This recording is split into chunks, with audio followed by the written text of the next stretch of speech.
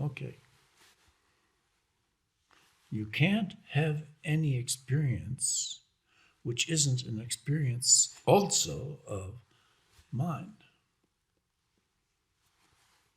That also is where the Dharma comes in. So mind operates through experience. It's present through experience. Okay, so what is Buddha mind? So now I'm making distinction here.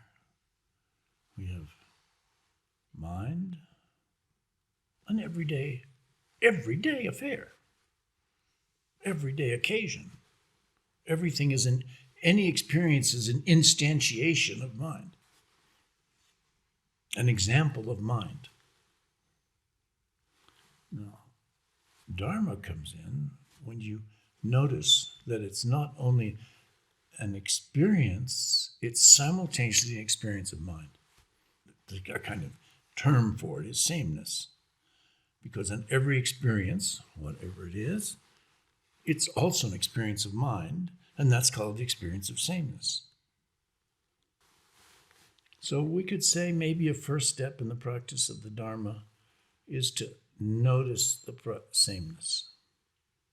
And sameness opens you up to being able then to experience the difference between the contents and the field of mind.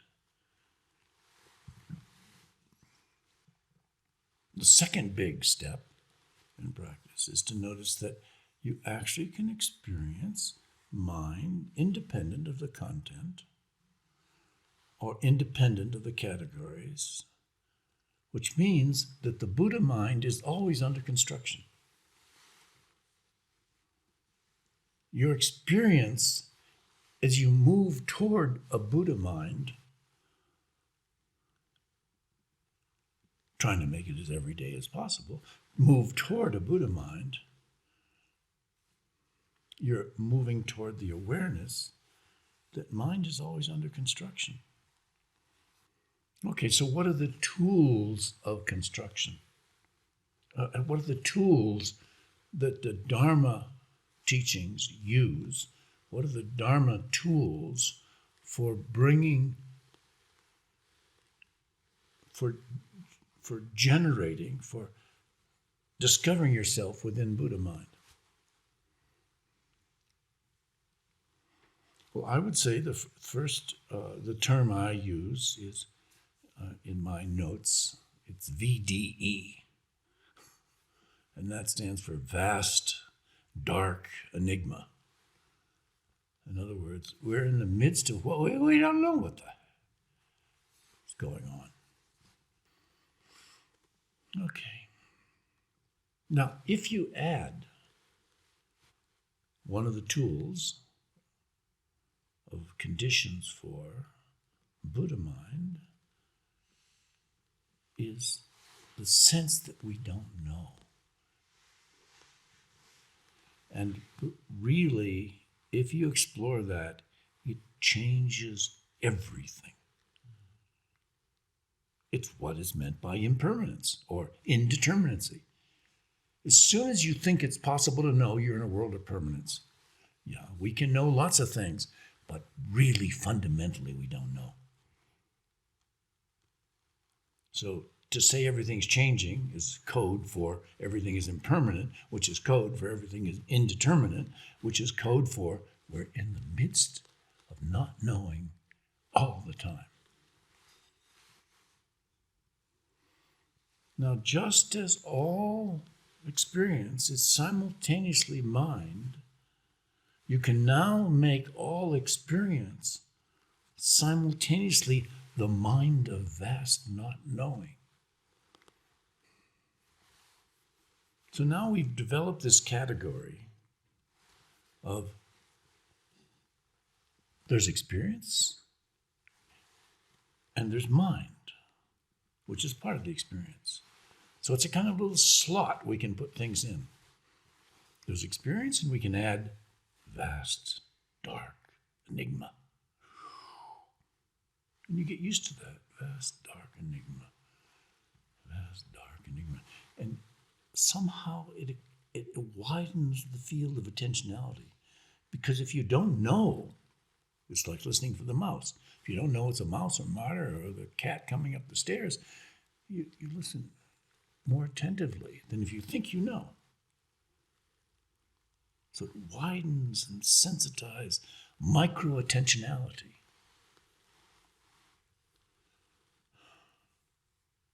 As I've said, looking far into the near.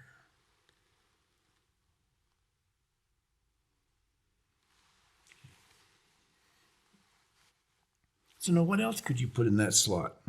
Well, the classical dynamics in Zen practice. One is something like vast, dark, enigma, I'm calling it. Another is absence.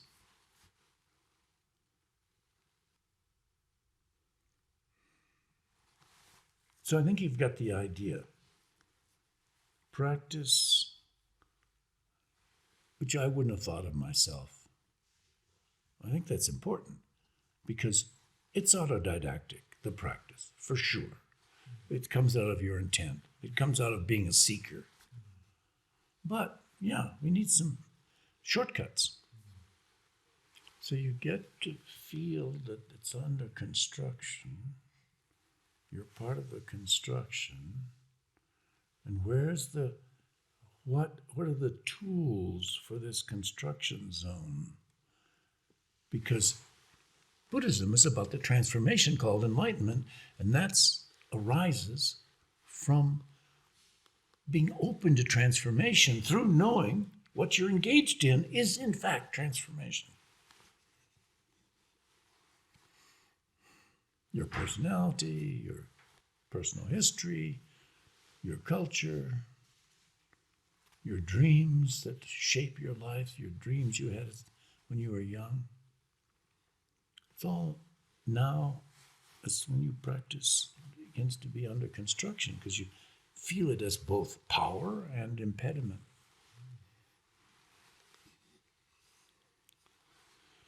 So, recognizing it's under construction is part of what opens to what we call Buddha mind. Feeling the world as a vast, attentional, but unknown mystery. And then feeling that at every moment, absence is part of presence.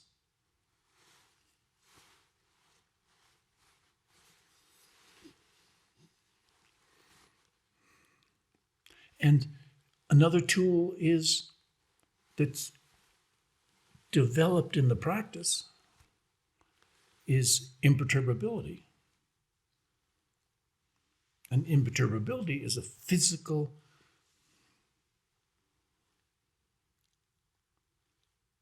maybe neurorealizational spine, a neurological sense of the spine as opening into an imperturbability.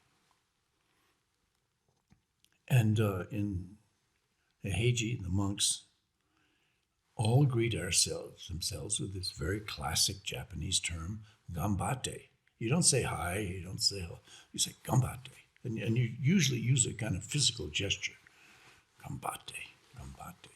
And gambate means accept and persist. Accept and persist. So people, what if we start doing that here? Everyone here, every time you see somebody, you bow to them and you say, accept and persist. Well, it's a little corny, but it might work. I mean, we all can have it, but it's very definitely a quality expected in Buddhism. An imperturbability, which is accept and persist, don't complain.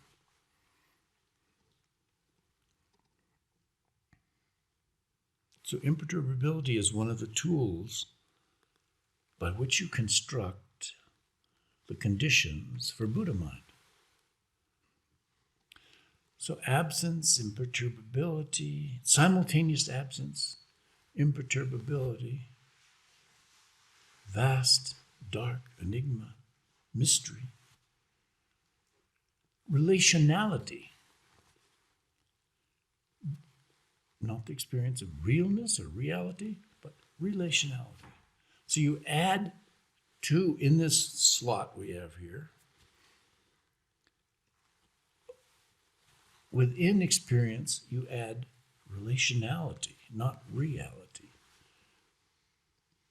Sometimes in my mind, I call it enterality, because it's an engaged reality, enterality. Let's just make these things up to see if I can make my language come closer to my experience. The vast dark enigma practice comes before the absence practice in terms of evolution. And the absence practice, simultaneous absence practice, releasing, comes before the practice of relationality. But it's not like you sit and finally you're now I'm a Dharmakaya, Vairocana, Buddha. Now I experience Sambhogakaya, Buddha. Well, now I can start feeling the world of interrelationality. No, they're all present right now. A sesshin, you go through these three minds in a sesshin, these three Buddha minds. So Buddha mind is always under construction. It's always feels the simultaneity with experience of vast, dark enigma or emptiness. Always feels the presence of absence with in presence. Always feels the field of relationality. The field of relationality which doesn't accumulate experience, but associates experience. Again, I'm struggling for words to make the kind of distinction between the accumulation of karma practice and the associational field of Dharma practice.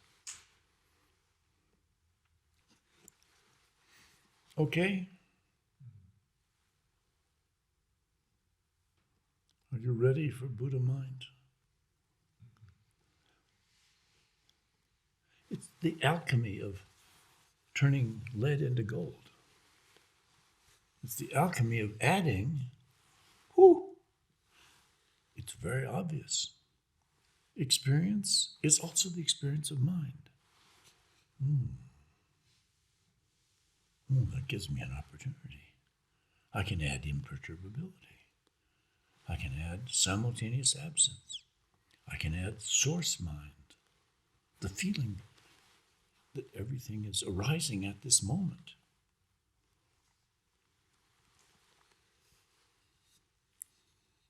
And I can add vast,